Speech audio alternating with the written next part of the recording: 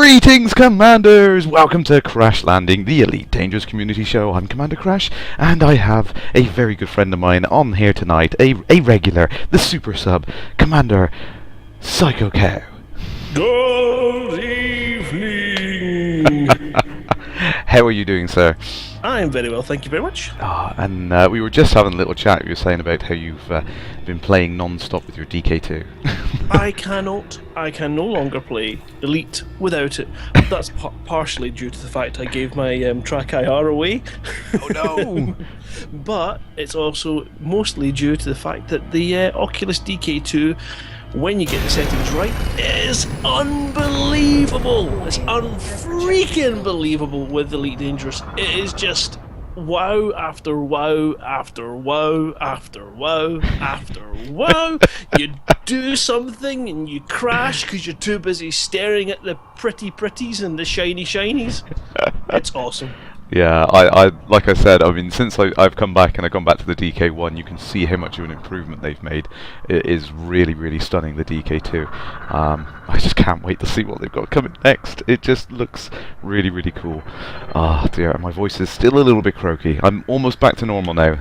The post-convention flu got me good. I have to say, I mean, even last week you were streaming when the beta hit. I didn't get a chance to catch up with it, but you know, it's one of these things where it might be worth it. I'll give my first impression when I logged up and the game came in and I'm sitting in the hangar and I'm sitting with my DK2 on and it's the new build and the smoke is wafting in front of your face and I'm kind of thinking, I can practically smell that. It's so real.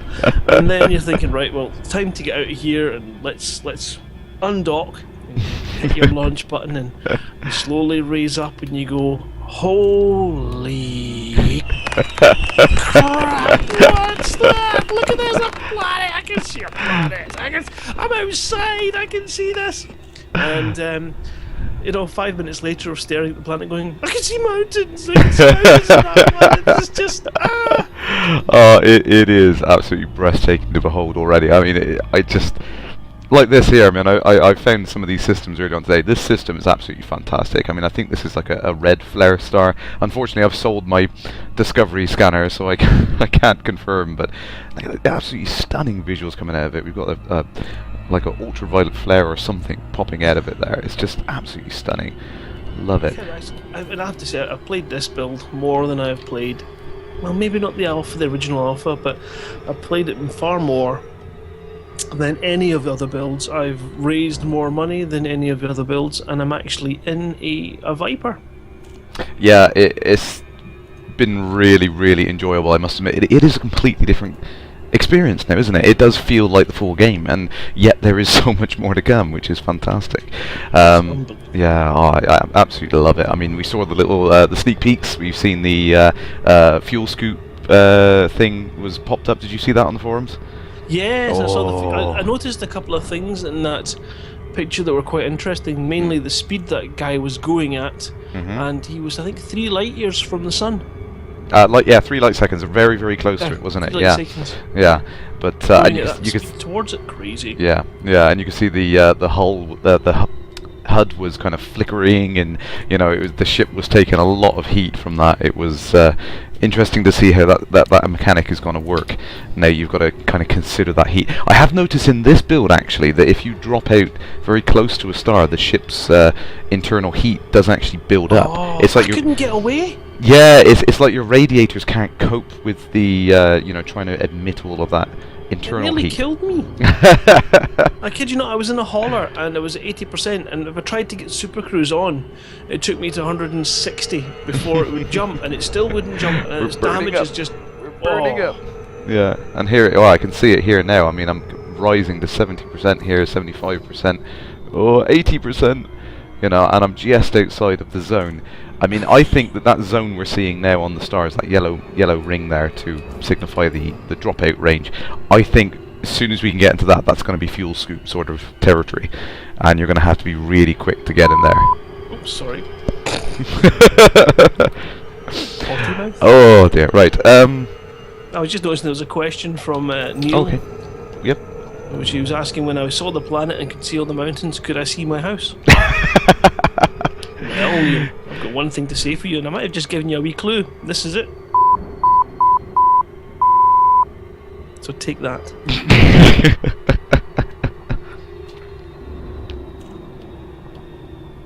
I know I couldn't. Done raving. I'm hoping to have my house very, very, very soon. You'll certainly know about it. Yes, yeah, fingers crossed that all works out. Have you sold your red flares? Red flares. Now, I think the stream might have stuttered a little bit then. I was near a red flare star, and I've sold my discovery scanner, so I couldn't actually check if it was definitely a red flare star. I'm pretty sure it was. It was... I've missed today's newsletter, I can tell, because we're talking about the confirmations that are for... things. Here we go then, right, let's bring this up on here. So, a couple of things in the newsletter, which is really, really awesome. Start from the very beginning, because it's a very good place to start. So yeah, so the... I know a song about that.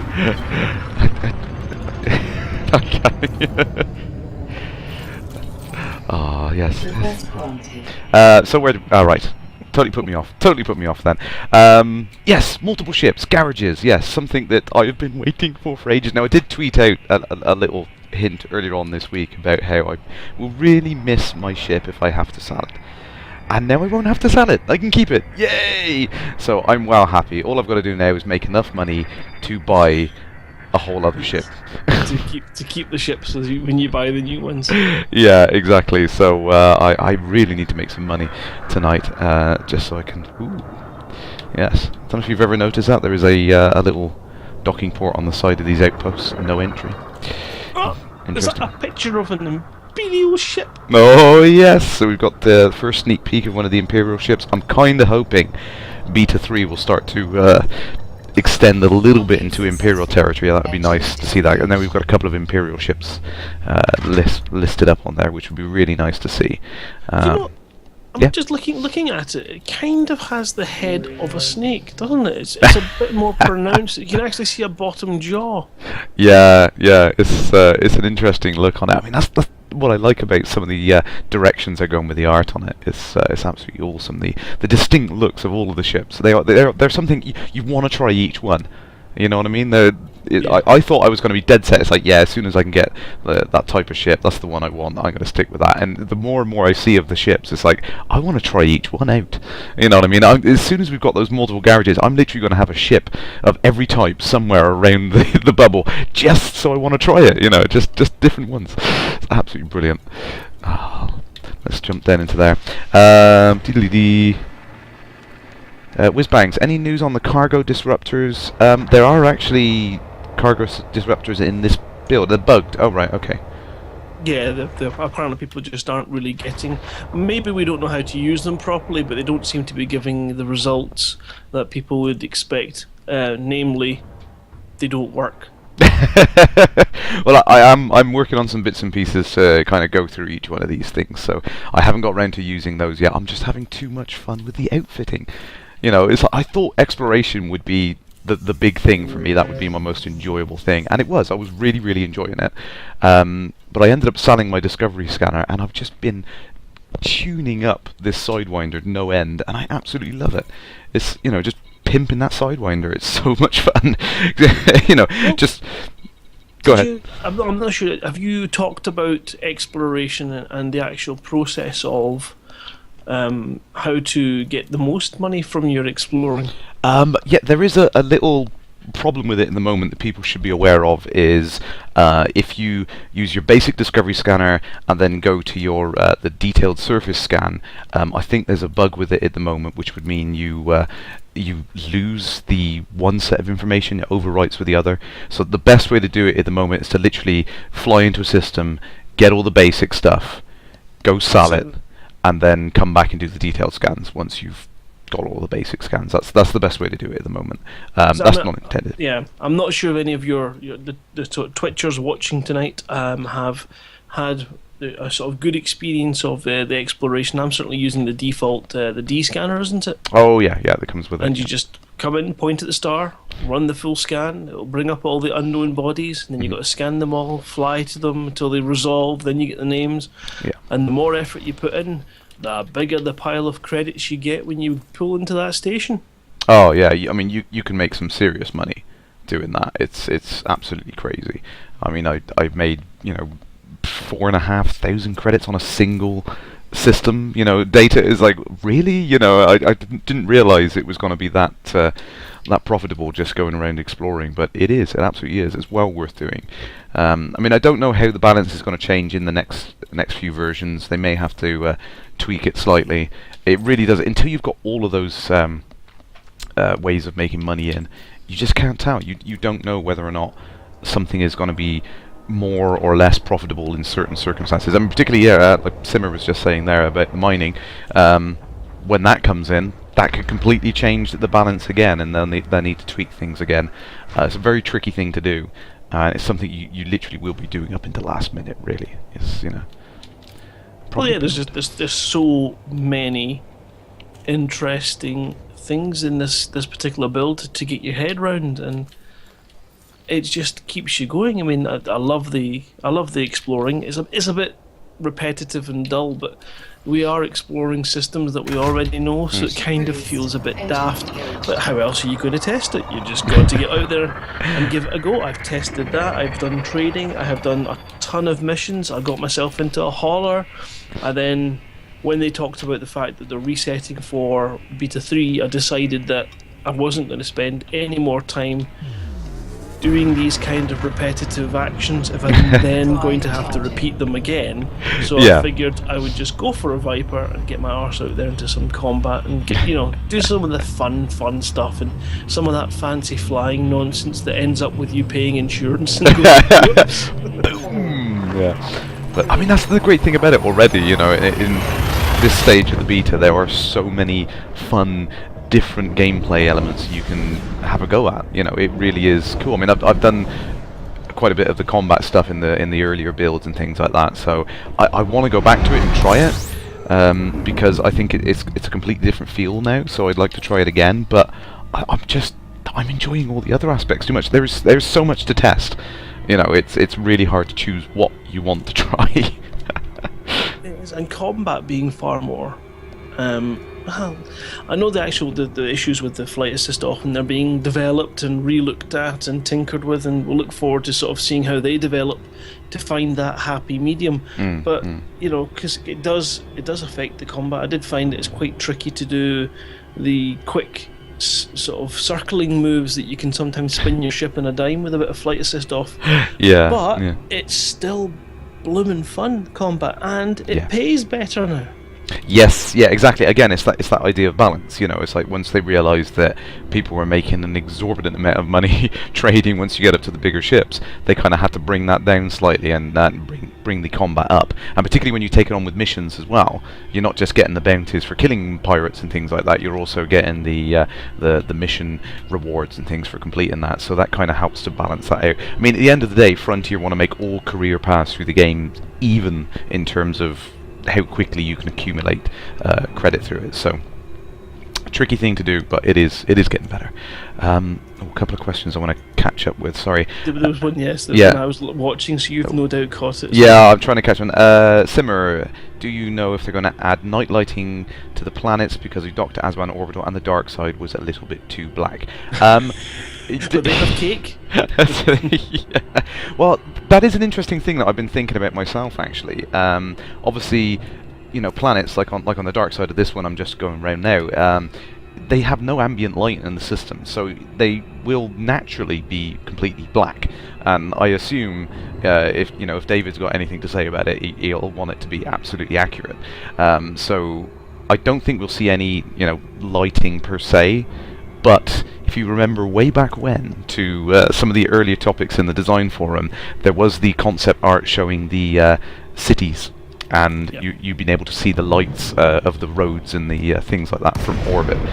So fingers crossed we'll see that soon. That's what we're waiting for. We're waiting to be able to sit there and watch as the sun sets on one part of the planet and then all the lights start to flicker. See all the little blinky lights all over the cities, all over the planet. That's that's going to be absolutely excellent. I mean, it's perfectly doable. I mean, it literally is just another layer that they can put on top of the planet, and I think it's just going to look stunning when you're going to start to see these.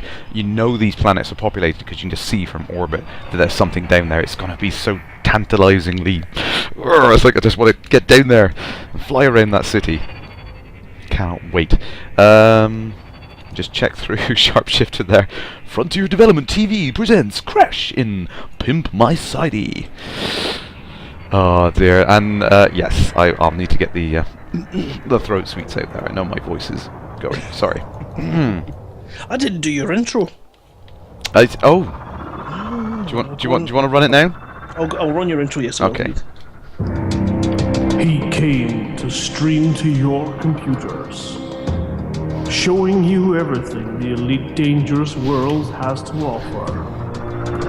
With a smile on his face, it's Kerrash Landing.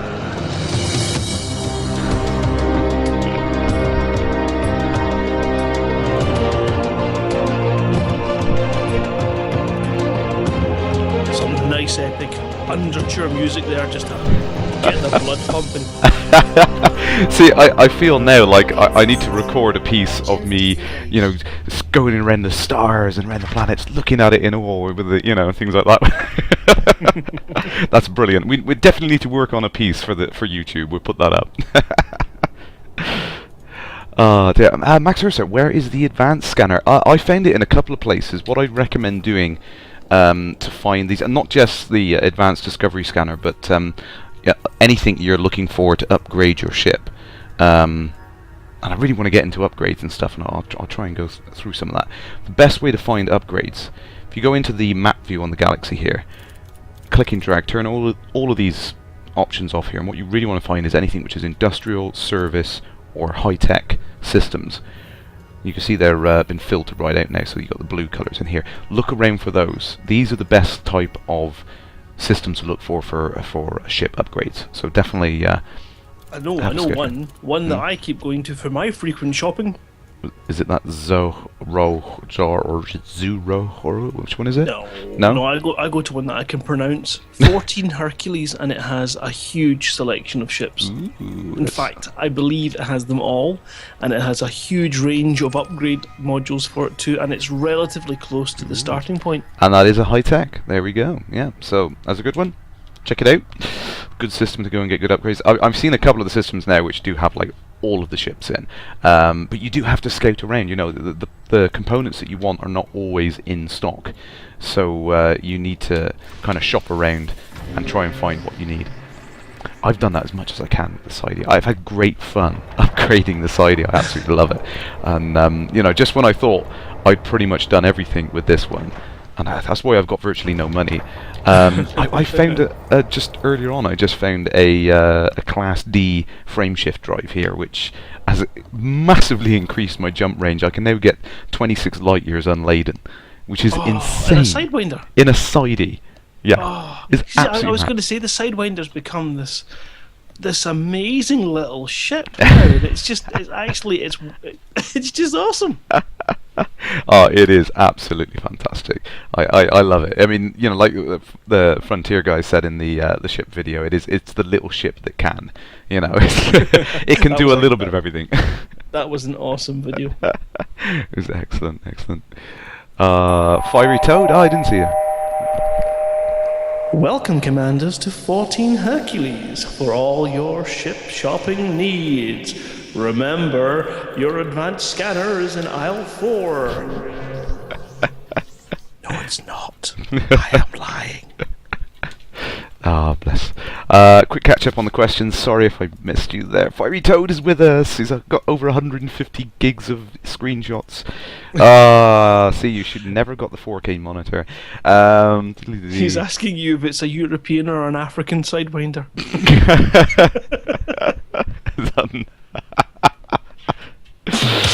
Oh dear. Well, I don't know that. Oh, brilliant. What else have we missed on there? Any news on when we may encounter Thargoids? Soon. Yeah, I think that's about it, isn't it? Yeah, we're not going to see them until release. Soon-ish. And when we do see them in release, it's not going to be straight away. We're going to have to actually find them. So, there you go. Sneak peek. But then most of you know where they might be. Meet me in the gamma room. Not even the gamma release, probably just the full release. Oh, right. 24 ratio there. The stream is not displaying on the Twitch iOS app.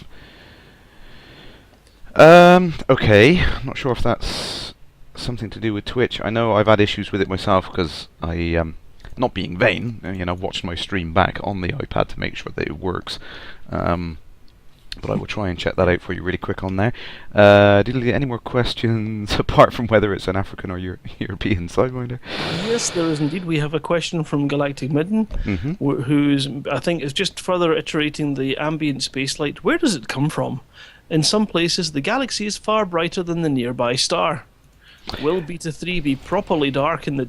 Well, that's right, there was gamma issues, wasn't there, in the original release, and the wee patches have kind of fixed a few of those problems, but he's asking whether or not Beta 3 will further address these to help it be dark in the dank and dodgy places.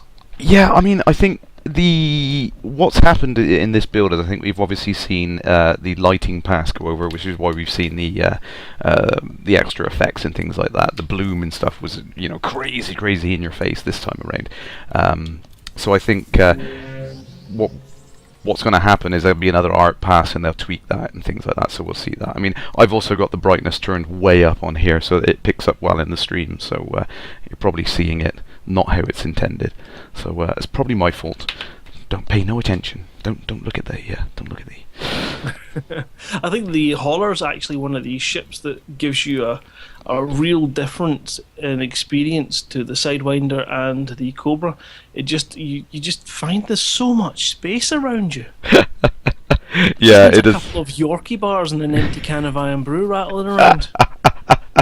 Yeah, and I mean it does. It does feel really different when you're in the DK2, doesn't it? The fact that you can lean around, you do get the sense of space better when you can kind of lean and you think, crikey, that the side of the Hauler does feel like it's it's a good yard away from you sort of thing. It's like, really, really big. But yeah, it's crazy. What have we got? Light delivers. I've also upgraded this sidey with 6 cargo slots, which is nice. Really nice. I took my Hauler to 16. 60. Oh yeah, because you can upgrade, and I think that was the maximum that was in the previous beta, wasn't it? You could, when you bought the Hauler, it had 16 by default. Yes. But when you buy them, by default now they have a lot less than what they can have, and it's up to you to go find it. Ooh, silver to copper works. Yep, we'll have that. Actually, you do notice that you can pick up multiple missions from one station to another system, and in fact I think I loaded up with about 7 missions. 3 of them were to one system and the other 4 were for another system, and off I went, and it was nice and easy. Yeah, I mean, the first time I fired up Beta 2 and had a quick go on it, and I just grabbed a handful of them and I was like, brilliant, buy it, yeah, get it, I thought I could do all this, brilliant. And then did I get that? Yeah, I think I got it all. And then I got like 20,000 credits in like one run. And I was like, seriously? It was like it felt like such a big thing. And then when I kind of looked at the ship listing and realised that a Type 9 was going to cost me 29 million, I was like, right, okay. Yeah, that's why I've made so much money in one go. Yeah, they've tried to make the economy make sense. Yeah, and like I said, it's one of these things that you kind of tweak around with it. You've got to balance it and see how it works. I mean, I really, because I've got such a high jump range on this ship, I've just really enjoyed doing the little courier missions. Okay, things should be... I just checked on here. The thing is definitely working on the streaming app on the iOS. So just give that a quick refresh. You might have to close the app and open it again. Turn it off and on again. Yeah, so I've been really enjoying doing like little courier missions in this sidey because it's so quick. You get these like urgent missions to get them done in about 20 minutes, and you whoosh, zip through. Like this one here, what's this? 10 minutes to get it to hill platform. in the LHS 3887 system. Yeah, something I learned is don't take courier missions and when you're doing exploring. I had quite a few fines to pay, that's for sure. Yeah, there's a couple of things at the moment which I think are a little bit odd. I don't think they're working quite as intentional. But you can do things like you can accept a mission, you can abandon them, and then sell the cargo straight back to the black market where you're docked. And you can make quite a lot of money like that, just just sat on a launch pad. The problem with it is, though, is I think you do gain negative reputation with the place that you've accepted that mission from. So, well, yes, it's certainly a way of exploiting it, and they have to make sure that the fines and the repercussions for those kind of actions match the risk. But conversely, on the other side of the scales, if you fail to complete that mission, the mission like say you miss the time, the mission itself is scrubbed. You fail the mission, you don't get the reward, but you're left with the cargo in your hold, which is effectively stolen. Now, the honourable thing to do would be to go take that cargo anyway and deliver it, just not get the reward sort of thing. But because it's instantly marked as stolen, it's like you're then in trouble if you try and take that cargo to where you were taking it. But oh, look at this system. Oh, we've got a request. I shall take care of this one. Yes, go ahead.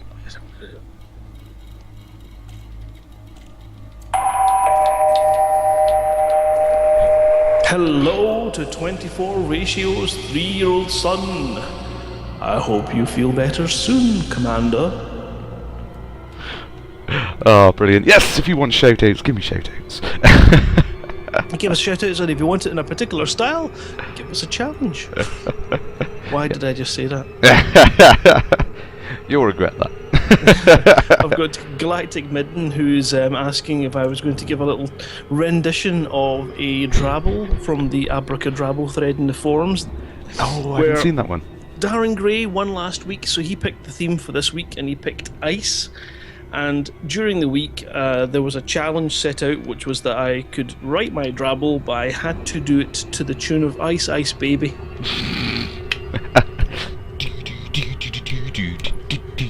And yeah, I mean, I'm not exactly a rapper, that's for sure. But I gave it a go. So yeah, maybe later on when we get to a little sort of quiet point, I will break out some drabbling. Excellent. A quick question now. Sorry, Conquer UK. I did note you down that you asked that. But the FSD I have is a Class D FSD, as you can see listed here.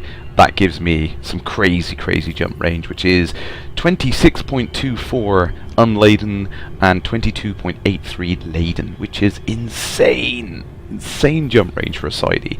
But we'll go through. I mean, hopefully this location I'm going to here is going to have a port in that I can go to the outfitting screen. I can walk through it, but there's quite a few layers to it now, and it's really interesting. Where you have the name on the left-hand side here. You then have the letter, which is kind of the classification, like a rating.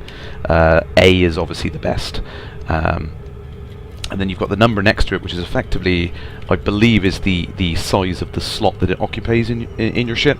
So you've got these 2 and 1 slot thing. So this is why I've managed to get the cargo capacity up to 6. I've still got the 4 cargo rack here, which takes up the 2 space, and then I've got the capacity 2 cargo rack there, which takes up the 1 unit space there. So that's how I've managed to get it up to 6 total. Quite a lot of questions coming in. Tachil's wondering of our opinions on the announced flight model changes, and to be honest, they all seem to be changes. Yeah, it is a bit of a contentious issue, isn't it, the flight model thing? And I think it's going to be one of those things that they're going to be tweaking and tuning up into the last minute.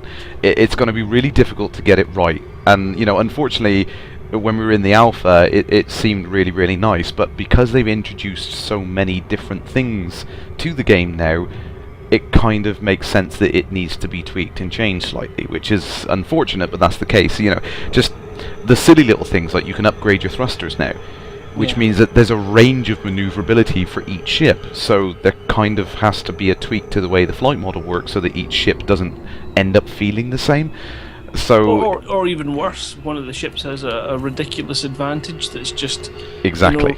Beyond the scope of acceptability. But I think it's one of these important points where we all have to try different maneuvers and report back little tweaks that you think could fix it, and do it in such a way that's not negative. Do it in a positive, critical way, with a little bit of respect for the devs, and you might be responsible for the one tweak that makes the game beyond kick-ass. Yes, exactly. Yeah, it's easy to stand up on a soapbox and shout about it. It's a lot harder to give a well thought out explanation as to why something should be such a way. And that's what we all have to do. Just step back and think about it. And the problem is a lot of people commenting on this is like they don't have the ability to go and make a prototype of the thing they're proposing, so they're just kind of imagining what it would be like and then trying to propose it. Found an Acela started. Excellent. So it's hard for people to kind of know whether or not they're suggesting something which is going to work. So everyone's coming up with these great ideas of things to try. And I wish Frontier had the time to try every different possible permutation out and allow us to test it. But it's just not going to be the case. So it literally is. We're going to have to kind of agree to disagree, I think, on a lot of things in trying to find something that works well for all of us. Remember, complainers, devs are real people too. Yeah, bless them. They are absolutely breaking their backs to get everything working for us. So I think and so passionate. It's like if you can picture it, there's Mike, and he's just created this flight model, and then it's kind of like, oh look, here's my new baby, and someone goes, wow, that looks like a monkey. Yeah, it's a bit unfair, really, isn't it? Your first thoughts are not going to be, now that you mentioned it, it is a little bit monkey looking. Yeah, that's a fair point. The first response is going to be, I spent weeks building that. Yeah, yeah. Bless. It's Morse code. I think that's the thing, though, isn't it? It's easy to sit and speculate and come up with a concept and something from our point of view, but to sit there and actually build the damn thing is like weeks and weeks of work to build it and get it right, and trying to find something that works right. I wouldn't know what to do. I wouldn't know which elastic band to tighten. Exactly, and that's the thing with it is it's really easy to make something which would be a one-to-one replica of reality. It would be mind-blowingly simple to just make everything follow Newtonian law and just work without any changes to that. But it would likely be very dull game experience for a lot of players. So the hard part is making it believably unrealistic, if that's such a term that makes sense. That's a good phrase. I like that one. And that's the thing. That's what game design is all about. Is finding that balance, trying to find the things that you can fudge to make it more enjoyable. There's a lot of games that do it. Trying to think of some examples. I mean, famously, Carmageddon. It's got some mechanic in it where it will kind of magnify the damage you're doing to a vehicle if you're accelerating in that direction. So if you slide into a car and sideways and just hit it 100 miles an hour or whatever, you'll do the amount of damage that you would do hitting a car at that speed. If you say got your foot on the accelerator and you're facing straight towards that vehicle, then it amplifies the damage you do when you hit by like a certain magnet. It literally is. If you go into the data files, it's called a fudge factor in the data files, and it makes the game more fun, and it just works. And and that game was lauded for how amazing and realistic the physics were for its time, and it had some of the craziest fudges in it to make it fun. But that's the way these things are. I'm just trying to see, because there's quite a few questions that have come in. Can you make a lot of money finding new planets? That's from DarthCon34, and the answer is you can make a lot of money scanning every system, and it makes it completely worth, even when you're going into a known system, to run your scan at each place you're going to, and then always check and see. And if you find something new and you've got the time, fly towards it until you get a name, then dock with your port or your station, and then sell that information and make yourself a fortune. I've made between 3k for what was nothing, no effort, just a sort of standard scan in a system, and I've made up to, I think, 24k for flying around and picking out some of these unknowns. And to me, that's an income that you cannot ignore. Yeah, it's wow worth it. You can literally make thousands of credits just wandering around, and just literally no worse than just snapping a screenshot of planets. Yeah, if you're in the system and you're flying in a particular route and those planets happen to be ahead of you, just take a couple of minutes just to sort of fly towards that one, then on to the next one, and just piggyback your way to your destination, and it makes a significant difference. You could make a loss on your trade run, and you could make a much bigger profit doing the exploring on the way. And yeah, it's a win-win situation, it really is. And I think that will probably be tweaked. I think it's probably just there now to kind of tease us into doing it. We'll just have to wait and see. I'm just messing around with options now. Everyone's going to be asking, saying, "How did you do that? How did you do that?" Yeah, I'm cheating. What's your rank? What's it? Because one of the questions is, how do I increase my rep? And that's from a flea bite, which obviously everybody knows flea bites are not dangerous. That's your problem there. That's why you're still harmless. Yeah, I suppose. No, I think there is a bug in the way the rep system's working at the moment, so I don't think it's accumulating for anyone. So I think they may have to do a reset on the next build, because mine's been showing the incorrect kill count on it since the first beta. So it's trust me, I've not killed that many people. Honestly, I was testing. You're a murderer. Vicious. I'm innocent. Interesting, isn't it? There's not any court cases in the Elite Dangerous. Oh, well, there probably are on the Imperial worlds, and that's why we haven't seen them yet. They're just trying to get Judge Judy digitized. Oh, Commander Blackley's. Oh, and Abacus is on here. Greetings, Commanders. Sorry, I didn't see your names flash up. Nice to see you on there. I did ask if people wanted shout-outs. I should have known better. Con34 would like a shout-out in a Sith voice. A Sith voice? Let's see what I can come up with for that.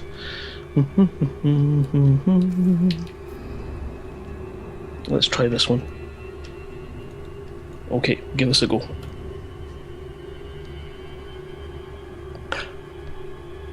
This is a shout-out for Darth Con34.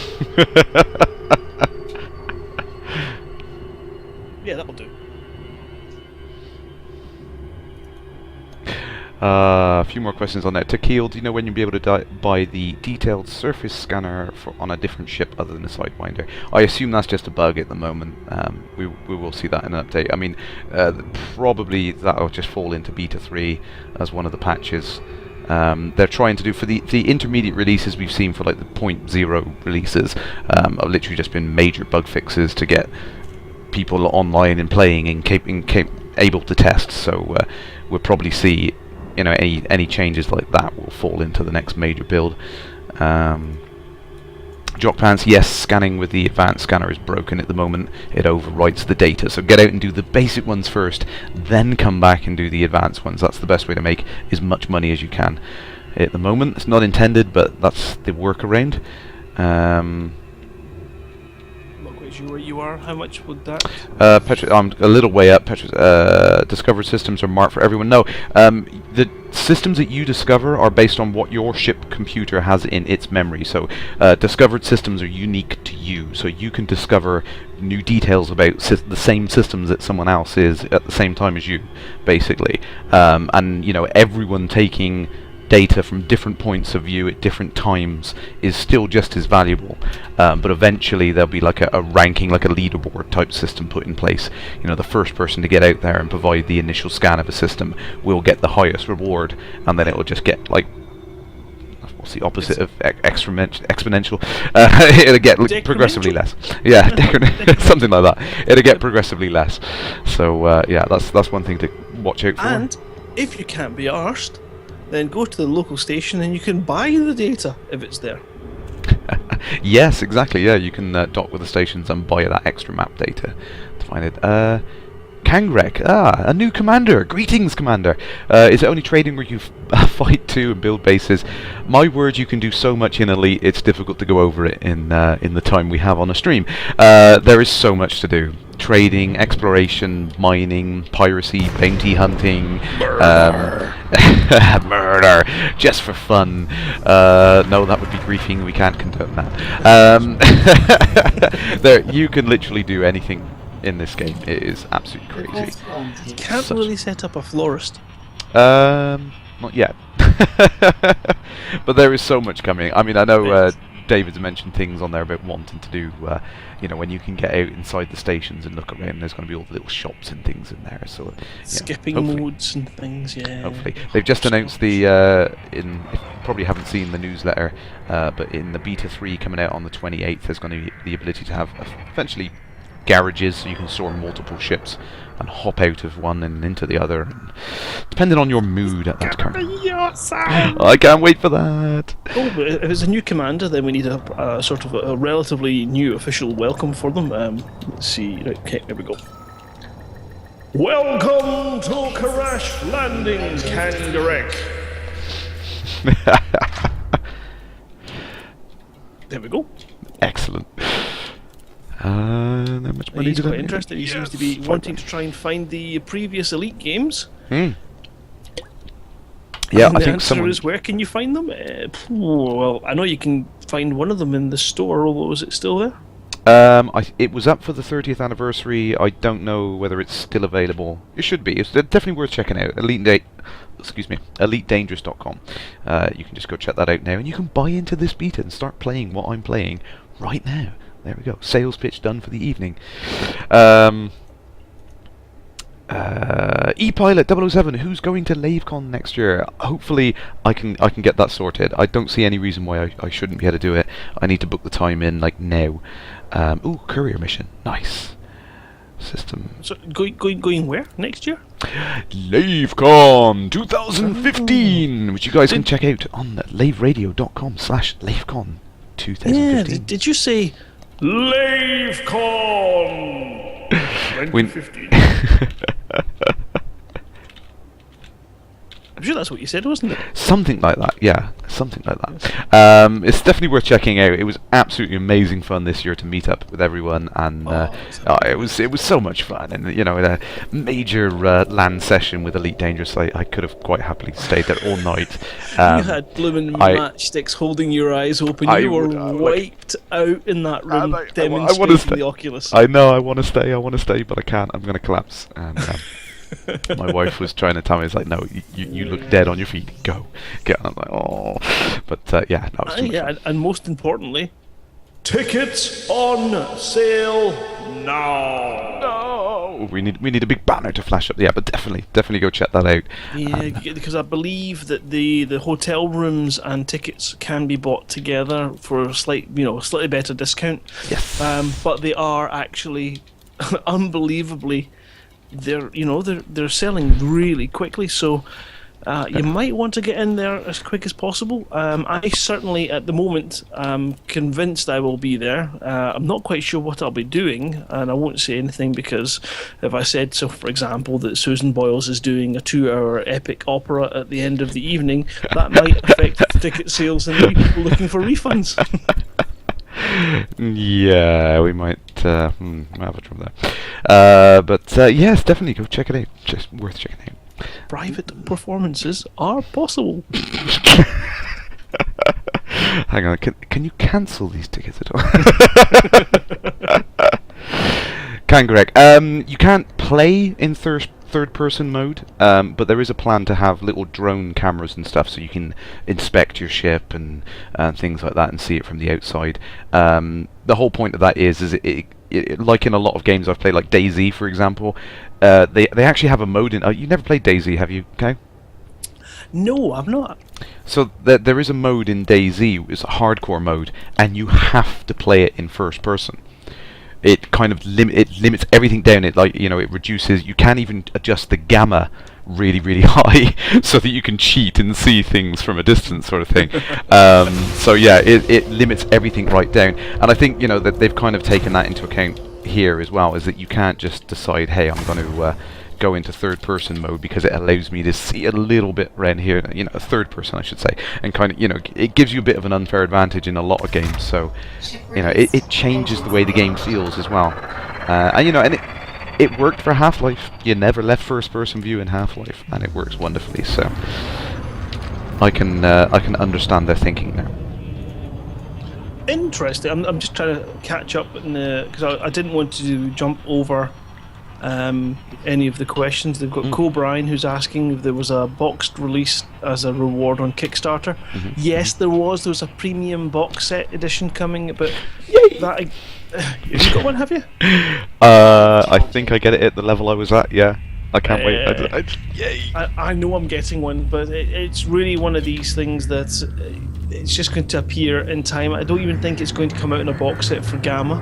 I think it'll be nearer for the official launch, because by that point they'll have everything crisp and stunning, and you're gonna just, hands up, who's got the official box coming that's going to open it? No, open it. That's what I thought. No hands at all. No one's opening this thing. It's getting filed away for prosperity. It's gonna be put on the shelf behind me in the stream. It's gonna be the only thing on the green screen which stands out. It's gonna be right there. That's where my box set is going. So I think it will be, obviously they will have some kind of box set in the shops, that I would imagine. Although, is that a thing of the past? Am I just being ancient, old and dusty? Well, like you said, I like box sets. I like, they're really nice to have something solid in physical atoms, it's a nice kind of thing. But yeah, it is old hat now, with Steam and things like that, digital distribution. You don't need it, but it's nice to have. You know what I mean? I could have downloaded Skyrim, but everyone wants the crazy box set with the dragon, you know what I mean? It's like, it's nice to have those extra little things. Well, it's just profitable for them to make them with those little things that we convince ourselves are actually worth the extra 40 quid on top of the download price. Ooh, a premium box set for 150 quid. Wow, that's a bargain. Look, it comes with elite clothes pegs. I've got Yay! Anything with the Elite logo on, you've got to have it. Yeah, absolutely got to have it. I've got a shout out request from Naguo Elite, and he says, "Geez, a shout out, ya muppet." So let's go for I'm going to try something here. Hi, this is Comedy Frog calling out for Naguo Elite.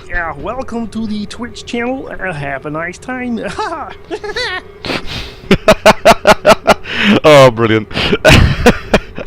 Seeing as I'm going to be a muppet. Well, yeah, you gotta go with it. Gotta go with it. But wildebeest there. Am I gonna go Federation, Alliance, or Empire? I think I have answered this before, and I think I'm sticking to my guns with it. I'm gonna be a lone wolf. I'm gonna work for whoever pays the highest. You know what I mean? As soon as I get those exploration things and I can sell it to both the Federation and the Empire and make twice the cash, I'm going to be doing that as quick as I can and running. I am a dirty Federation health inspector. Oh no, I can't wait. So Big Daddy's asking if the space bubble on the galactic map is the limits that can be travelled. Big Daddy, the answer is currently yes. That's the limitation on the current build of Beta. It probably, well, I'm saying it might change for Beta 3, but when it hits Gamma, it should open up quite considerably. Oh yeah, we'll just go into the galaxy map a bit quick. So, this is crazy. Each one of these tiny little dots of light here is an entire system for you to explore, which literally can, if you check it... Intimidating. It is a little bit. I think, when we were in those 5 systems in the first alpha, when we first could travel around, it was like, oh, this is pretty cool. It went out to 50, and it was like, wow, this is quite a lot to go around. And then when you look at it now, and you've got all of these tiny little dots, and you think every single one of these is somewhere to go, it's like, holy, it's just insane. I don't know how we're going to manage it all. There's just so much So much to do, but it's really hard to even get your head round it. I mean, let's go into the map view here and turn everything on. Turn on all the trade routes here. It kind of helps give you a sense of it. It literally is like, it's like a neural net or something. It's like seeing a scan of someone's brain with all that activity going on. There is so much in there, and that tiny little pill shape. I'm just going to zoom out now. You said it's pill. gone. I have heard it called many other things. It does look a bit like a gigantic space suppository. The space sausage. Yes, those tiny little pixels there, which are probably being lost in compression artifacts on the stream. Yes, they are all locations you can visit, and it's nothing compared to that background there. Wow. Yes, come the end of the year, we're just not going to know where to go. We're going to be speaking in bloody code, aren't we? They'll be saying like, "Oh, where are you? I am in Alpha 6B3QT," and you'll be going, "Ah, I'm just a couple of systems away. I'm in Beta Gamma 74318-142," and we'll all know what we're talking about. So yeah, I know it blows my mind. I think the problem is because it's all come from real star data. Obviously they've all got the names of like catalogs, so it's like, oh yeah, I'm an LFT 1337. It's like, is that the one over there, or is that LFT 1427 on the? It's mind blowing. But I mean, they have promised things like, you know, like navigation computers and stuff to help plan routes on there. Kangret, you're gonna buy the game. Right on, Commander. Thank you. Hey, that calls for some celebration. Let's see what I can do. We'll go for this.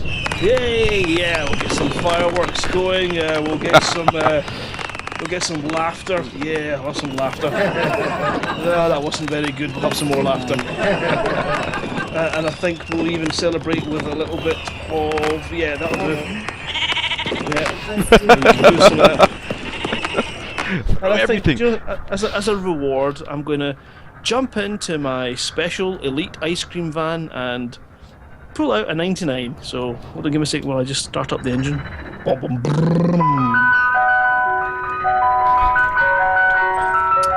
Right, so who's for ice cream? Ice cream! Anyone for ice cream?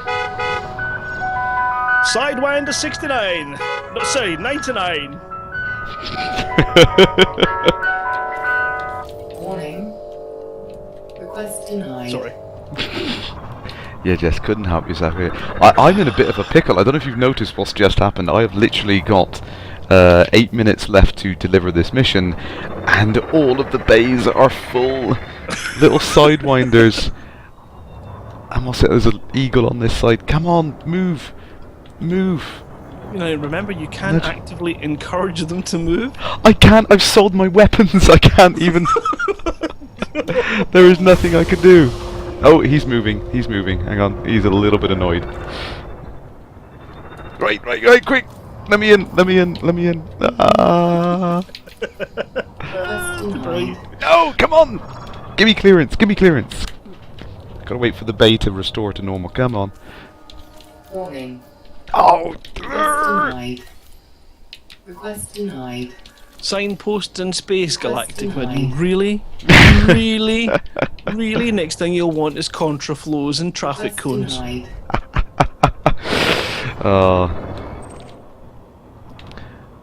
I do like the fact that there is the complete system of laws and things you can do. Oh, come on, let me on the pad. No one's using it. X-Eel says, "Gonna buy ED on Beta 3. Shh, because it will be my birthday." Ah! Nobody say anything. Shh. Happy birthday! Keep it. Warning. Oh, let me on the pad. Please. It's because I've been naughty, isn't it? That's the problem. Because I got too close. I nudged away. I've got a bad name for myself in this system. They don't want to let me on now. Dunraven says, "In space, no one shares ice cream." Warning. Request denied.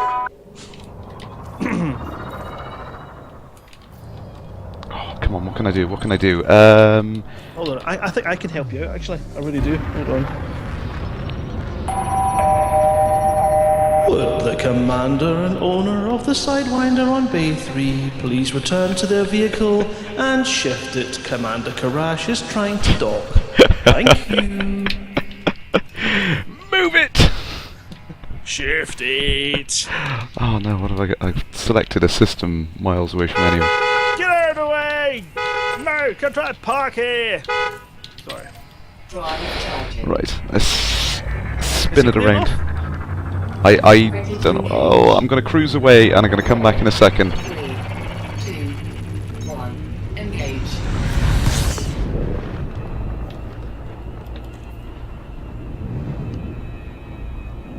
Simmer's managed to secure some elite dangerous time.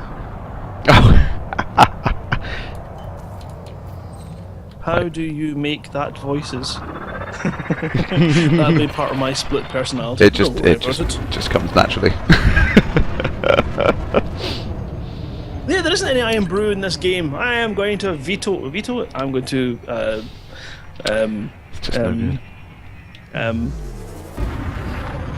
Well, apparently I'm not going to be able to do anything because I can't remember.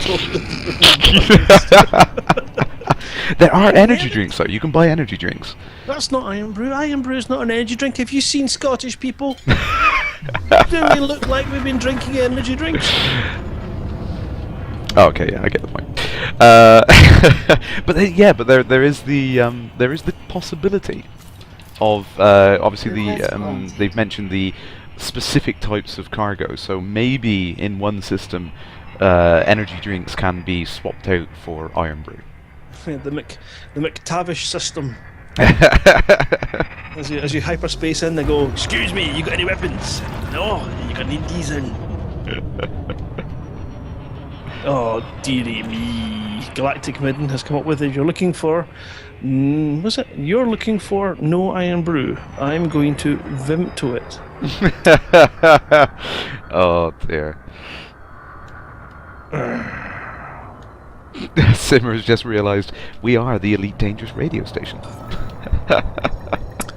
Yeah, and in at number 1 tonight is Susan Boyles with her hit single. I wasn't itchy till I met you. Oh dear. It took a while to sink in, but gross. Yeah, we've not used that one enough tonight, have we? No, we need more innuendos. Well, you know what? If you give us a couple of minutes, I'll give you one. We'll be right back, folks. I was just actually just wondering, we haven't really set a challenge for the chat room for the people to come up with some interesting, I don't know, taglines and things. I mean, it's one of these things. We normally give them something to fire out at us, don't we? We had elite movie taglines. Well, I can give the results of one thing I asked the chat, well, all of the guys watching the stream actually, to do was the name of my ship, which is the Jammy Dodger, which obviously we come up with that right at the start of the streaming, and I now have the suitable paint job for it. Check it out. Absolutely love it. The bright red paint job. It's only, I mean, it looks like a Jammy Dodger. It's got the white band in there for the cream and everything. Excellent. And I love her to pieces. She's brilliant. I've absolutely kitted her out. I mean, I could quite easily throw weapons on this now because this frame shift drive has got such a ridiculous range. I could throw weapons on this quite easily and still keep my jump range. So. And I'm in a starport with no available weapons. Nice. I'm just looking at the chat's moving along quite nice there. Oh, okay. Richard Flea is saying you fellas like a bit of docking. Watch it, Richard. Hey. And yes, there's been. Can you explore the whole Milky Way? Depends which part of the wrapper you open first. But yes, you should be able to. You will be able to, at launch, you'll be able to go to every system you can reach, but you'll be limited by the capability of your ship. So you will have to work hard to get to crazy locations if you want to. Will you be heading straight to Saturn, or would you prefer to go? You know it's coming. I'd quite like to check out Uranus.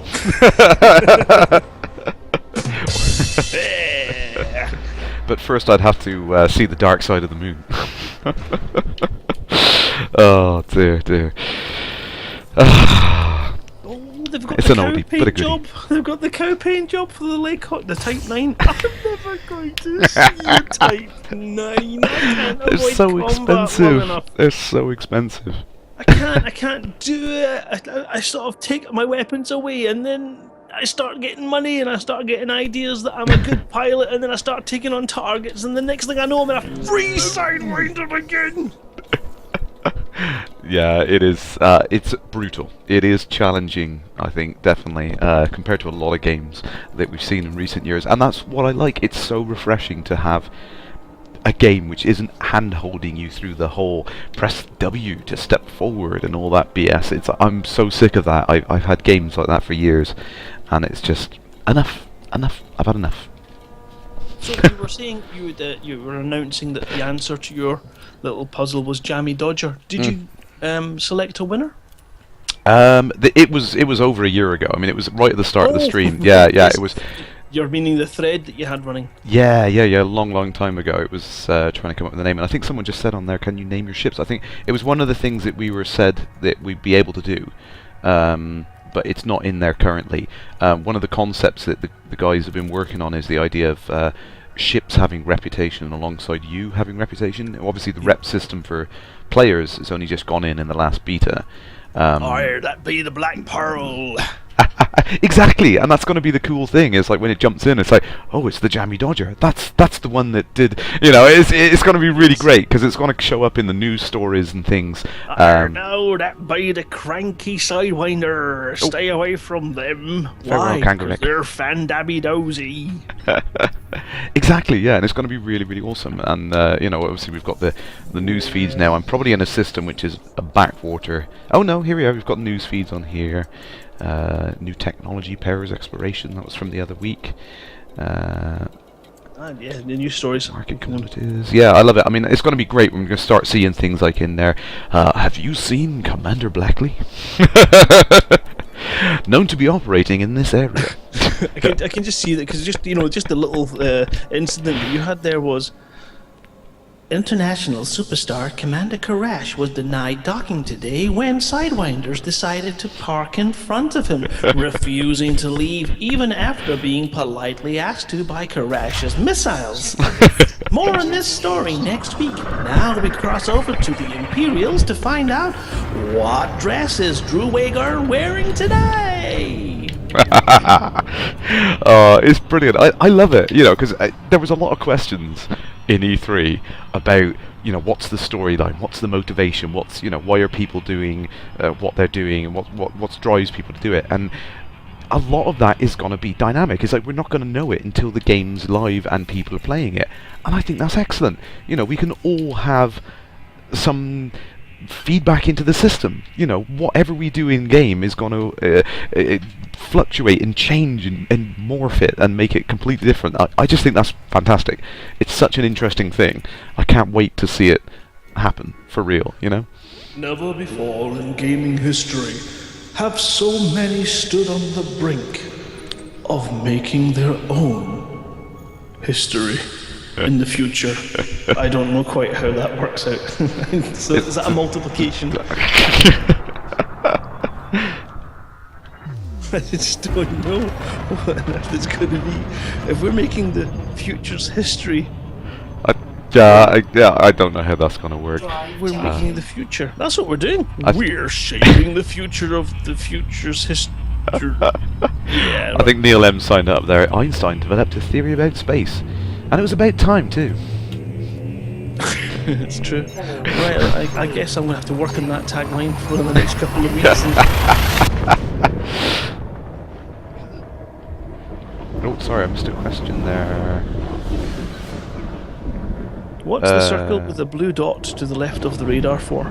Yeah, right. So the little blue dot there is basically your locked-on target. So it allows you to find long-distance navigation targets using that little icon. It goes solid when it's in front of you, and it goes hollow when it's behind you. It's effectively like a 360-degree compass. Yeah, Nago Elite saying it's timey-wimey stuff. That's quite right, it is. I do like Wibbly actually. Job wobbly. Pants has just come up with something that tickles my intrigue. They'll be doing crime reconstructions in Galnet. That would be great. Do you recognise this Sidewinder? This is a reenactment. This is not actual footage.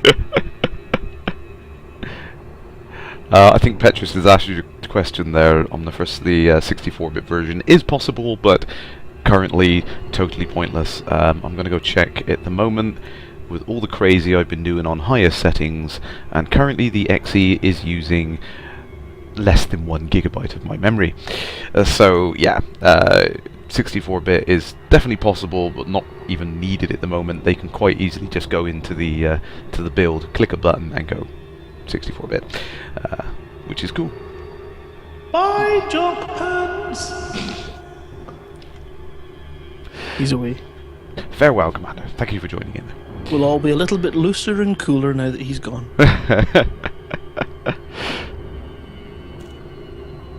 Frosty Forrester. Ah, that is a good friend of mine, actually. Greetings. Nice to see you on the stream here. Oh dear, I think, have you recovered from EGX now? That's the first thing I need to ask you. Yes, Frosty Forrester, he popped to EGX just to see me, and then ended up just helping out. How cool is that? Just dived in and just started helping. Celebrity stalker alert. Celebrity stalker alert. Just to see you, you say? Well, I mean, initially at the start of the year, we'd planned that we were going to go anyway. We go to EGX like every year. You know, we love it. It's absolutely brilliant. And then, of course, this whole kind of Frontier kind of said, yeah, we want you to come. So it kind of changed our plans. So I met him down there, and of course, you know, gotta get the elite T-shirt and hand it out. You know, you gotta you know, take liberties when you can. You know, so. But no, it was a brilliant day. Request granted. Detecting hostile scan. Sentinel, greetings, Commander. Do you reckon they could do something in Super Cruise that helps you determine, and you might have an answer for this, but when you're heading towards a planet like that or a large body and you're not entirely sure if the target you're flying to is in front of the planet or behind the planet because the lines don't really reflect it? Yeah, I think it was one of the ambassadors said, actually, was it? Gwen, of course, Gwen. Yes, she was talking about it. I think the idea that those lines should kind of be broken so they look like they're behind the planet. It's easier to see the front and the back. I don't think that's been put in yet, but it's quite a simple thing to be done. Just a discoloration for the line as it goes behind. Yeah, exactly, or make it dashed or something. Something like that, so you can see the front and the back of the thing. Because it does help you avoid flying straight at a planet only to come out of Super Cruise and get stuck. No, curse you, Yeah. you Bit dotted of a- lines. It's crazy. One thing I have to point out here. This was the thing I tweeted out a little while ago, actually. I was going to report a bug about this particular... Attack. Oh, what the heck? Oh, stray gunshot then hit me. Yeah, this particular station here, you can see it is lit up from the left-hand side, but the star is on the right behind it, which is like, what the heck is going on here? And I was going to report the bug, and then I realised that this massive gas giant behind me is actually reflecting the starlight back onto the station from the other side, which is insanely cool that they've actually thought of that and the lighting works correctly. Yeah, Yes. detail. I mean, it is. I think someone was saying that in the forum, wasn't it? And it was. Oh, I mean, the devs have been very good at engaging, and where opinion is incorrect, they've been very kind to not only just say that we're wrong, but to demonstrate it in ways that we can agree with. Yeah, absolutely.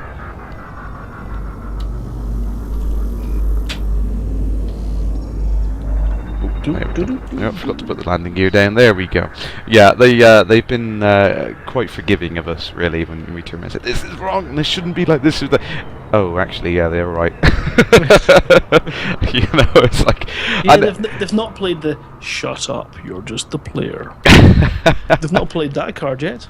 No, they've been quite thinking. The problem is, I mean, it's a lot of things where I've said stuff and I was like, why does this work in this way at the moment? And a lot of it was placeholder. I mean, you remember, I think we both simultaneously reported this same bug, didn't we? In the early alpha, there was the skybox did that weird rotation thing where it didn't quite match the rotation of your ship. Do you remember that? We had it was a really weird effect that you could rotate your ship. You see the yes. asteroids in front would rotate at a different rate to the background, and you'd notice That's that right. and it was like, what the hell's going on? It was like, oh, it was obviously a bug. We both reported it. We both raised it. I talked to people, and we just got these kind of like smirky expressions back, and it was like, the next build, it was like, surprise, that was just a skybox. Here's the rear galaxy. It was like, right, okay, so that bug wasn't really a bug. It was just. It's it was just because the Oculus was then causing it to skew, and it, it was kind of difficult because you just felt like you'd never get your crosshairs onto that ship because you're adjusting for a movement that's not true. That was driving me mental. I thought there was something wrong with me. And that's the thing, that they've put all these things in all along, these little placeholders that didn't make much sense when they were put in, but as more features have been incrementally layered on, they've all started to make sense. The fact that why certain things are lower than what you'd think they'd be, and then suddenly it's like, oh, now we've got the ability to go through this menu here and start upgrading them. It's like, right, okay, now this makes sense that we can actually incrementally make our ships better and work up the rankings on these things, which now it makes a lot more sense, some of the decisions that were made early on. I think we've got a couple of questions. This one is from Galactic Midden. And he asks, why didn't Psykokow win the Jupiter Song Contest? Do you know what the answer is? No, I don't know the answer to that one. Because he sang Ineptune.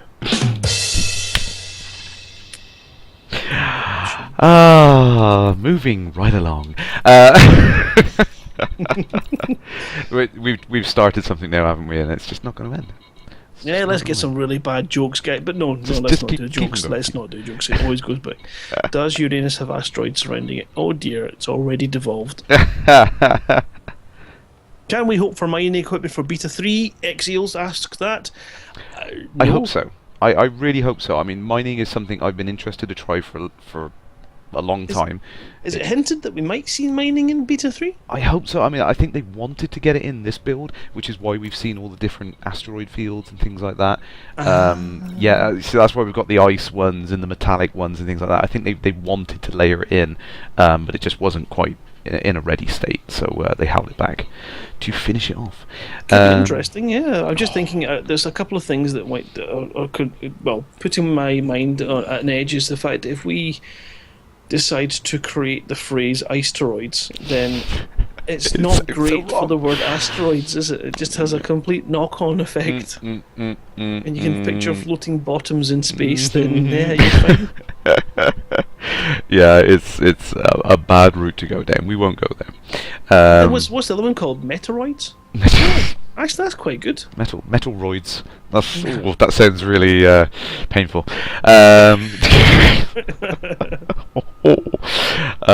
Simmer actually was asking a genuine question now. Can you visit the asteroid fields in star systems? Just asking, as you cannot select them. You can select them. I just haven't been able to figure out how to get there myself yet. I don't know if that's intended. I'm going to quickly mod up my ship, and then I will... Shall I buy weapons now? Shall I try and do some combat for a change? Do you reckon? Yeah, go for it. Okay. How does the man in the moon cut his hair? He clips it. Oh dear. I managed to break my... I was going to say, I thought you heard the... a nice little Windows sound there. Windows... I'm sorry, your drum kit has caused a fatal exception and will be shut down. Right, let's check a gimbaled Gatling gun on there, and a pulse laser. God, the jokes are getting worse. You've started a trend now. You really have started a trend. The mark left by the first man in Uranus scarred its surface beyond repair and recognition. That's an interesting fact there, Darthcon. Dear. We have Galactic Minden again, who is stating that if there are asteroids around Uranus or Saturn's ring, he hopes there is a big wipe after Beta 3.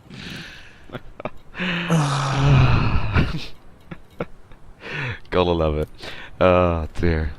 If they're red, they could be hemorrhoids. No, stop it!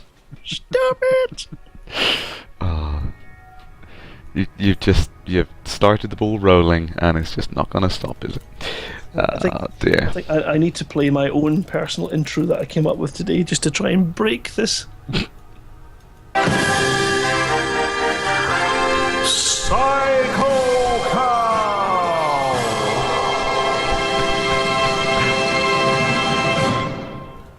That's me. Excellent. Sorry. So it decided it wanted to carry on and play everything in my machine. Play him off, keyboard cat. That's what you need. That's the missing link. That's what you need. You need that sound effect as well. Sentinel's ticketed a bug where you can tweak the cargo mass slider, makes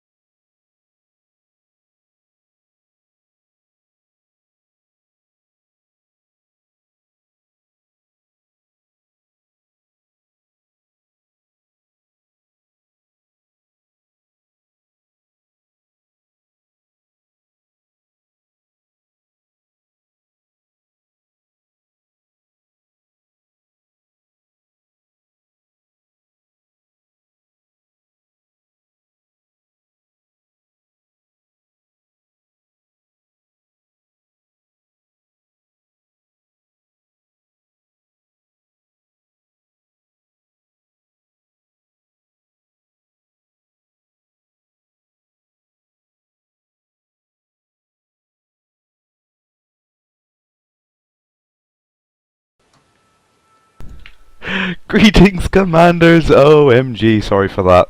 Literally, for the first time in a year of streaming, I had a major meltdown on my PC then, and I completely lost everything. It just shut down. It just literally shut down mid-sentence. I'm so sorry for that.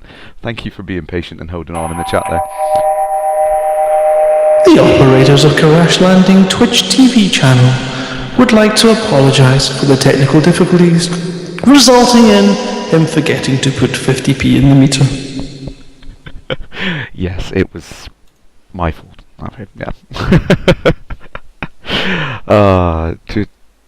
Blakely wants to see me dressed as a clown doing noughts and crosses. I need a little text thing in the background now. Oh, that's brilliant. Right, I shall get onto that photo manipulation right away. Oh, that's got to be on the forums within the hour, isn't it? Oh dear. A little test card. Blue screen of death. Yes, absolutely. Crash by name, crash by nature. I apologise for that. And now I have totally broken my install. It didn't like shutting down in a very abrupt manner, and it thinks I want to install again. There we go. We can The jokes! Stop the jokes! Fly an eagle out of your asp. Oh dear. Why did the sun go to school? To get brighter. I've not got a sound. Oh, I do.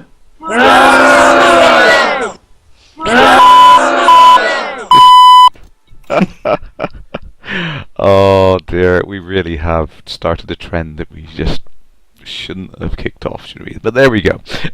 Keep them coming. I can definitely answer any questions you've got whilst I'm waiting for my machine to start playing ball again. Well, I could give this a fantastical. There's a abracadabra thread. I don't know if you guys go to the fan creation part of the forum, but a drabble is a 100-word piece of fiction. It must be 100 words, excluding title. And we set up a little weekly competition whereby you have to write these drabbles within the Elite universe, and each week there's a new theme that is set by the previous week's winner. And this week was Ice, and it was set by Darren Gray. And part of the challenge they set me this week was to write my 100-word drabble, but to perform it to the tune of Vanilla Ice's Ice Ice Baby, which, if you'll indulge me for 5 minutes, I shall attempt to do a live performance of this drabble, bearing in mind it is 100 words, so it's not the full song. If I can get this to work. Yeah, we go. It's called Deep Space Mayday.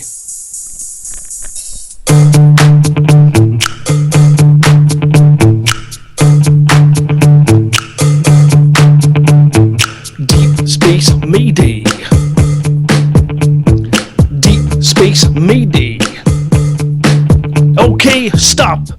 you see them glisten, asteroids and their deadly mission. Something to avoid by sprightly pirates chasing you day and nightly. Will it ever stop? Yo, I don't know. Turn the ship to silent, no shields, no glow. Fill the extreme, dodging rocks like an elite pro. Fire up those shields, show the pirate a low blow. Damn, he got you with a salvo, taking out your shields like they're made out of sourdough. Deadly, your ship's dying with no power. Send out the distress call, baby, get some help in an hour. That was it. Nice. As I say, I'm no rapper, but we like to try and make these drabbles a bit of fun, and you're always open to anybody who would like to come along and join in. Our votes currently going just now, should finish up Sunday night, and our new topic will be set on Monday, so pop along to the Elite Dangerous Fan Creations forum and join in. Have you got a link to that the Drabble thread actually? Yes. Yes, we've slapped that on there. But yeah, definitely check it out. I mean, I do read the odd one or two. I really have so little time to go through it. I would love to create one, but I don't think I'm that imaginative. But I really should get around to doing it one time. And see, now I have an interesting dilemma.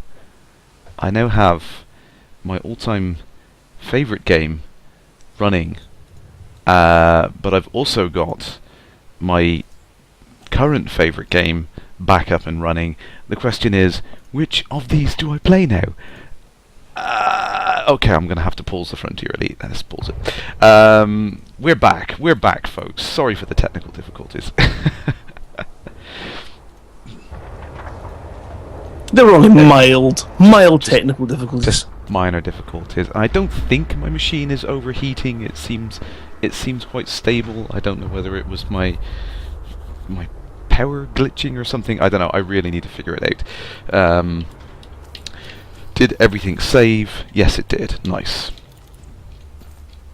I have got everything in there. So let's get out and let's get into some combat. Why? Because we can. And I've just changed my mood and I want to do that. My nice little courier is gonna get scratched. Oh, brand new paint job on the Jammy Dodger and she's gonna get scuffed. Sorry, wait a minute. Oh, that's a missed opportunity, that one.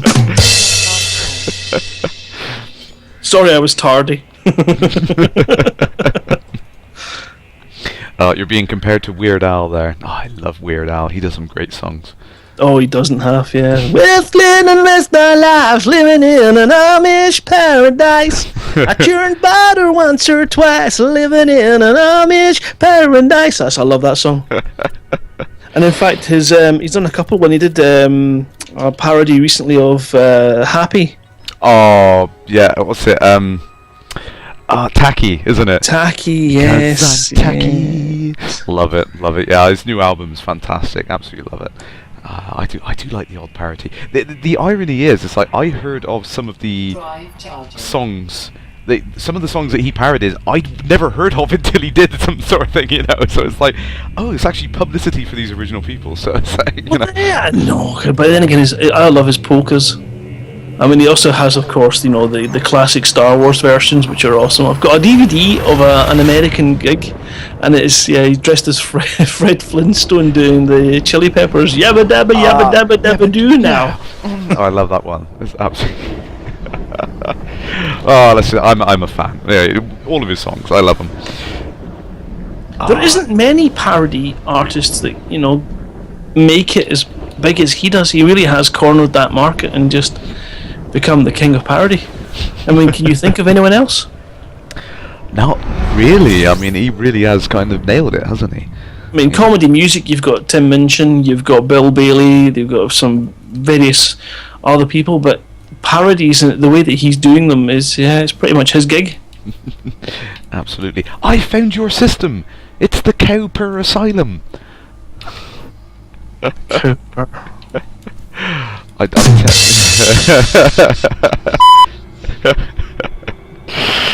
You know that deserves, don't you? Yeah, I'm gonna duck it. I was preemptively ducking. I was waiting for it. Oh, Charlie Chopper there. Serious question. When in Super Cruise, what is the indicator bar on the right side of the speed bar, opposite side from the blue sweet spot? Yeah, so that one there, if I push that right up to the maximum there, and if I head away from the star, just select the star. Can't see it. Keep heading away from it. You can see it's gradually increasing. That orange band on the right hand side of the screen there, that is actually the maximum speed that you can currently achieve, and it will gradually creep up. As I get further and further away from the star, it'll go right up to the top of the banner. See, it's gone to about halfway at the moment, and it's gradually increasing. See, there's another pip just went on then. If I zap that right back now, if I head back towards the star, it's an interesting mechanic, that, because it did cause a lot of people to think that there was something wrong when it was just that they were stuck in. And for me as well, I'm sitting there going, why can't I blooming move? I'm stuck. Oh, I see. The gravitational pull of this large body behind me is holding me back. There we go. So if I skim past this star as close as I can get without crashing, I'm going to do it now. Whoa! You can see that suddenly it dipped and then went shot back up. So it literally is kind of like a maximum speed. It's a limit that's put in place to stop you from destroying your ship by going through gravity wells at excessive velocity. So you learn something every day on Crash Landing. You do. Any more questions you missed out? No more questions at the moment. I'm going to try and find the nav beacon. I've not seen it yet. And I've noticed there isn't a nav beacon in every system, which is a change from the last beta. Which is unfortunate, because it was a nice handy spot to pick on people. Yeah. Yep, no worries, Girl Chopper. No worries, Charlie Chopper. Sorry, I always get people's names screwed up. But yeah, it is an interesting mechanic. It definitely makes you think about how you're gonna fly from location to location. You can't just go straight through giant gravity wells of planets and stars and things like that. You really have to think about it. Much in the same way that hyperspace, you have to make sure there's a clear line of sight. You can't hyperspace directly through a planet or a star. So you have to kind of get out and around it in order to see that thing and jump there.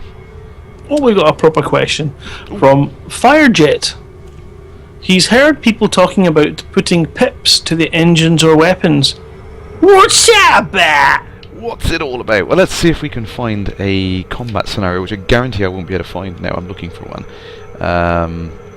No, he's asking. Unidentified signal source. Yeah. So what's that about? What's it all about? So yes, on the not quite the far right corner, but you've got these little indicators on the thing there. The 3 sets of bars: sys, eng, wep, and just resit. above Kerrash's left shoulder. Oh, above my head is right. Where is it? This side, that side, right there. There. That's it. So yeah, so those little indicators there, they allow you to push power into different parts of your ship's components. So you can have systems which primarily give you shield, extra shields, more power to shields, engines, obvious, more maneuverability, weapons, more power into your weapon system. So they effectively, it's not so much power into your weapon systems, is it power into the cooling capabilities of your weapon system, so they can sustain fire for longer, and then obviously reset to put them back to their defaults. You don't need to use them. You can jump in, you can play the game quite happily without learning that mechanic, but when you get into some advanced combat with some more challenging opponents, it really does help to tweak those knobs. And the phrase moving pips is, if you look at the bottom of those little bars, you can see there's 2 dots in each, and up to a maximum of 4 in each panel. Yeah. So in order to make 3 in one, you have to take one from another one, so you'll be moving a pip from one to the other. So that's when they talk about moving pips. So for example, you're in combat and you're losing, you'll then want to move all the energy out of your weapons and into your shields and into your engines, and then boost your way out of it, and then get into super cruise, and away you go and you survive. Hooray! Because you won't be needing your weapons. And it's all about, if you don't have weapons, then you can put that into your shields, which means you can sustain incoming fire for a lot longer. Or if you're a coward, you can put it all into your engines, and whenever anything happens, you just hit that boost button as quickly as you can and keep going until you're safe. Just run away, put it all in engines. Yeah. Brave Sir Robin ran away. Oh, you little liar. What did Yeah, it's a great little mechanic, and like I said, it's something you don't have to learn, but it really does add a whole layer to the way the regular flight in combat and everything works. It's really interesting. And I mean, obviously you've got, at the moment I've got 4 pips for maximum for each one, and 2 in each. So you're kind of limited. You haven't got the full 12 pips there because I've only got 6 elements there. I can balance, say, 3 in systems and engines there, but none into weapons. So that means my weapons are really not going to be capable. But if you're feeling really, really confident, you can sell your shields entirely, throw all that power into weapons, 2 into engines, and just go for it. That's it. Fight hard. Someone's asking a sensible question, and actually it opens up a point that I had, which is they're asking if they dropped out of Super Cruise, does the space that they are in become a nav point? And I don't believe it does anything at all at the current minute. I would expect it to become an unknown signal source. Oh no, it does do something. So what you're seeing now, I'll follow this guy actually. This guy is heading towards the station. I'm sure he's going to do it in a second. So NPCs and players, when you drop in and out of cruise, that makes sense, drop out of cruise or go into cruise, or hyperspace. In any way, when you fire up those engines to jump from one location to another, you will leave behind a wake, a high energy or a low energy wake, FSD wake, which is fart cloud. Yeah, it literally is like the mechanic from Frontier Elite 2, where you had the hyperspace cloud remnants, the little blue warpy things, which I can probably show because I've still got the game up behind me. Let's see if I can jump to a system. There we go, and turn around and pulls it. And quickly, there we go. So this weird blue blobby thing was what you used to get in the original game. Currently, there's no graphics for it in Elite Dangerous, but what you see is these little. There we go. We've got one, a low energy FSD wake. So that literally is where someone has dropped out of cruise back into normal speeds, and it leaves behind that little remnant. And players and NPCs all leave those behind now, because there is a scanner you can get to trace them and find out where they've gone. So, but I would like to refer the right honourable gentleman to the question. Oh, sorry. Which was not about what happens when you jump into Super Cruise. It was what happens when you jump out of Super Cruise. So, for example, you're flying through the... Oh, I'm getting a mixed picture there. That was quite cool. When you're flying through Super Cruise and you drop out just randomly because you can't be arsed flying anymore and you're tired. When anyone else is in the system in Super Cruise that might be passing that point, right, okay. does your location... Ideally, if you think about it, it should appear as an unknown signal source. Yeah, I think what happens at the moment is you'll drop out, you'll leave one of those wakes behind you. That will dissipate. Oh, it won't last for very long. It'll disappear after a short space of time. And effectively, when you are in normal cruise speeds like I am now, you are outputting so little energy that no one will be able to find you in that system. So you pretty much are just dead to the world. The only way anything's going to work is if the distress beacon, which you can do at the moment, if you run out of fuel. Eventually, I think there's a mechanic planned so that you can kind of alert. You can put those nav beacons down. You can alert people to your whereabouts and all that sort of stuff. I suppose the other thing that's really interesting me is because I spent some time. I know how we tend to sort of throw things at the devs without actually ever thinking about them. Just, could you make it so we can link drives and jump together? Which is obviously a game mechanic that's going to be interesting. But then think about it. That works great in a circumstance where you jump from one location to another. But we don't do that. We go into Super Cruise. So will they go for an option whereby a group of 5 players link drives, one guy jumps, the rest of them then get pulled into Super Cruise and are essentially slaved, so the players at their machine are just sitting watching? Because what I'm thinking is, if it's individually controlled, then somebody might decide who's, the particular person in charge of the linked drives decides to go and visit something. Say, for example, hey Kerrash, I've found this really cool thing. Do you want to come and see it? Right, here, hook my drives up, let's link them up, and off I fly, knowing fine well what I'm taking you to is an ambush. And then drop us into one of these unknown signal spaces, and hey presto, there's the ambush. And that's a good that's an interesting way of doing it. The other way I can't imagine. I don't know how they're going to be able to do linked drives when you actually then go through Super Cruise and arrive at the same place. And what about hyperspace jumps? If you're linking drives, and for example, you're flying a massive asp, you can go 20 light years, and I'm in my little Sidewinder and I can go 7.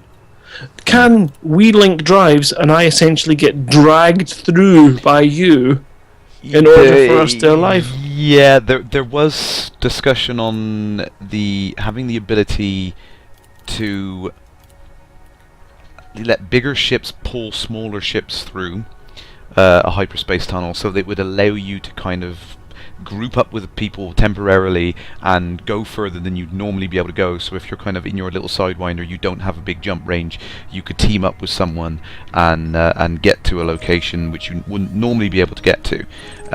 So yeah, that is on the cards. That is something that's being considered. I think that's going to be a really interesting mechanic, because it kind of encourages people to team up with together. others. Yeah, exactly. It's so much fun, and I understand. I can picture how that mechanic would work. So if you're on a large ship and you've got a 20 light year jump, it'll be much the same as the cargo issues that it's going to affect jump range. If you then link drives with a machine with a lesser jump drive, it's going to reduce your maximum range again. Well, effectively, you're going to have to be able to open up a hyperspace wormhole big enough for the total tonnage of all of the ships. Yes. So you're effectively going to have to, say, if you're an Anaconda, you're going to have to fly with, hollow out the hull and have no cargo and stuff like that. It could be the case that you basically have to be pretty much defenseless, but you can bring a small team of little Sidewinders along with you. It's going to be awesome, though, isn't it? It's definitely an interesting mechanic, and I want to play with it. But it's one of these ones that I think could do, obviously we don't know. Well, I don't know whether we've got that mechanic up and running yet or not. You might, with your little inroads. I don't know what you're talking about. In fact, you're probably playing it right now, aren't you? Me? Moi? I won't start any more rumours. But yeah, that's a mechanic that's probably going to fall into the category of difficult. Yeah, again, it's one of those things which it would be great to have every single possible mechanic in there that everyone wants, and I think David wants that. He really has said it. It's like, ultimately he wants everything. Everything in the kitchen sink, throw it in, twice over. Let's have, every possible game mode you could possibly want, which is why he wants to do the whole landing on planets, getting out of your ship, doing it. All of those different aspects offer so many gameplay opportunities, but balancing them all is gonna be a first-class nightmare. There is no two ways about it.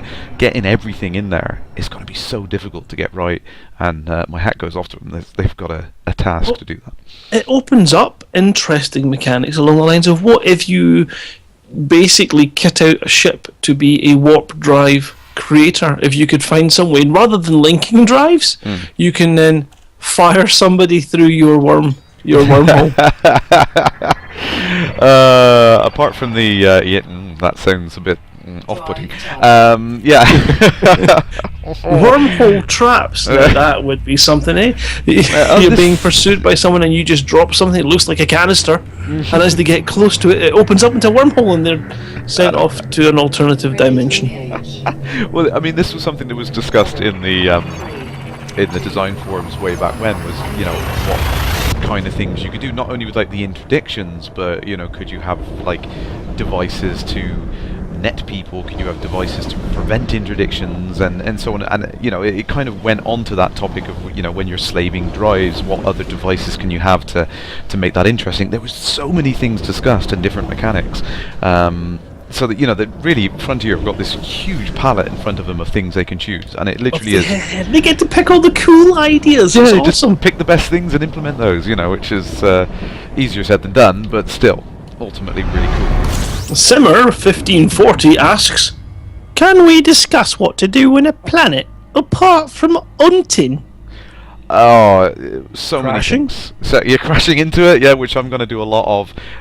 So many different things. I mean, let's wildly speculate here. to legally cover myself. Hey, I reckon. Well, okay. How about you don't say anything? Then that stuff really protects you. Should have landing, hunting, fishing, mining, exploring. Could be done on a planet's surface. Possibly colonizing, depending on missions. There'll be missions to planets. Maybe there'll be assassinations on planets. Maybe you can land bombardments or go to Mardi Gras parade and try and blend in to track somebody on the planet. Well, now we're getting beyond elite. Yeah, a little bit crazy. But yeah, I mean things like, for example, Zombie killing. Oh no, nothing but zombies. Never zombies. No, everything's got zombies. No more zombies. There's so many possibilities. I mean, for example, getting hold of some illicit cargo and not being able to get rid of it because the heat is on for a while, or maybe some mission you have to hide something. Take it down to a rocky planetoid somewhere, tuck it away in a little crater. You know where it is. Leave it there for bury it. Bury that. Arr. And this be the map to Psykokow's treasure. So many little things you could do with it. 17 tons of bio-waste. Oh dear, yeah, it's so many interesting things you can do. Let's have a look at this planet here. How big is it?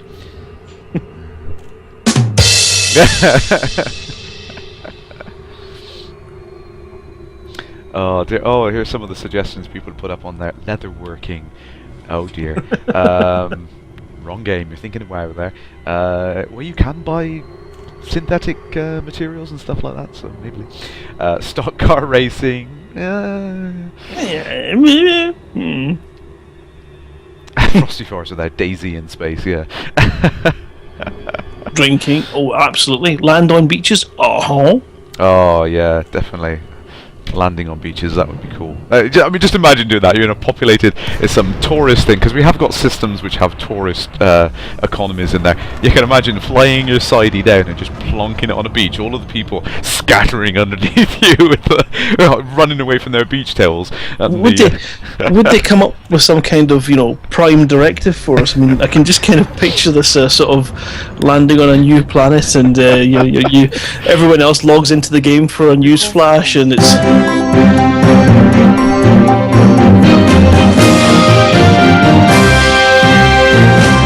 Scandals today as pilot Commander Kerrash lands on an undiscovered planet and infects the entire population with sneasels.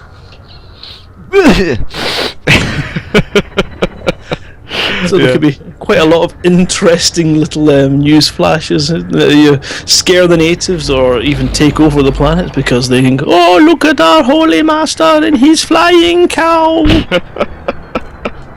Oh, yeah. Yogurt weaving? What? What the hell is yogurt? Dunraven, what are you taking? Yes, please send some to Kerrash Landing P.O. Box. Stop that. It's silly. Fly Fishing by J.R. Hartley. Mountain climbing. Well, I think we've got to think about it incrementally, just like everything else we've seen in the game. We're going to have things you can do with your ship on planet surfaces to begin with. So flying around, going seeing those clouds through the valleys, all that sort of crazy stuff that you're going to be able to do in your ship, and then eventually get out of your ship and all that. So it's kind of, you're going to incrementally see more and more detail at a smaller and smaller scale. Did you say through the valleys? Through the valleys. Yeah. Through the valleys. See if I can give a sort of oral image. This peaceful valley there. That sounds like outside. I just need to shut the window a second. And then a small sidewinder comes down close to the surface. Bursting through the clouds. Shield Knocking glowing. sheep's flying. Oh, I mean, these are the sorts of crazy things. I mean, I can imagine you doing that. I mean, in Frontier League 2, it was always that kind of, have you got clearance to be in certain locations, and the police would be sent out to you. You can imagine that, heading down towards somewhere, and it's like, you are not authorized to land here, Commander, and getting blown out of the sky, It's like, oh, whoa, causing mass chaos. It would be... You must not look at the princess directly in her face. Get out the beam lasers. Right, let's have a look at what we can do here. Let's see if we've got some... Oh, I know what I'll be doing on the surface. I know exactly what I'll be doing. I'll park my little Sidewinder and turn on the chimes. Ice cream! Get your official Psykokow ice cream! You want an oyster? No problem! I'm not going to sell 69s again. That's a bad deal the last time. Shift it! Sorry. But that sounds stupid, but I can imagine those sorts of things, It's A wee guy setting up shop, selling his wares. Yeah, I got a couple of tons of bio waste. Yeah, well, you want 6? I've only got 5. Give us a minute. There we go. Oh dear. No, it's funny because it's true. Any more questions on there we've missed? Probably billions. Sorry, there's loads flying up on there of potential things that you can do with that. What's the system that sells all the ships? 14 Hercules. I will just quickly select it on the map for you.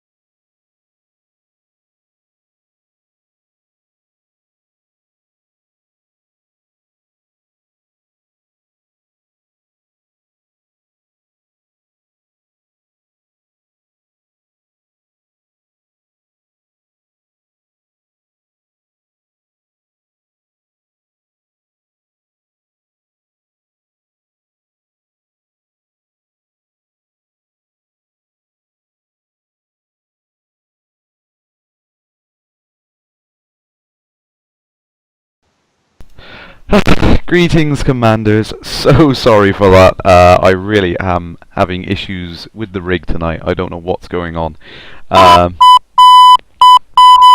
That's your tech support. Yeah, yes, it is definitely broken. No, I didn't mean to say that. I meant to say sorry. Yeah, so I think I will have to call it a night and figure out what is going on with my machine at the moment. I think I've got... I know, I'm sorry. I want to play. But I'm really going to have to fix this. I can't keep breaking the stream like this and causing you folks to sit through it. It's just wrong. So there are probably many other people on there who are streaming Elite, so I'd encourage you to go check out some of the other streams on there. Mozzie is doing a stream at some point. I haven't got his channel at the moment, but you should try and find him and check him out. Yeah, I'm sorry, folks. I will answer a few more questions. When you get to visit Sol, who is going to take a cruise over their house? I want to zoom down and have a look at what's on Sol. Definitely.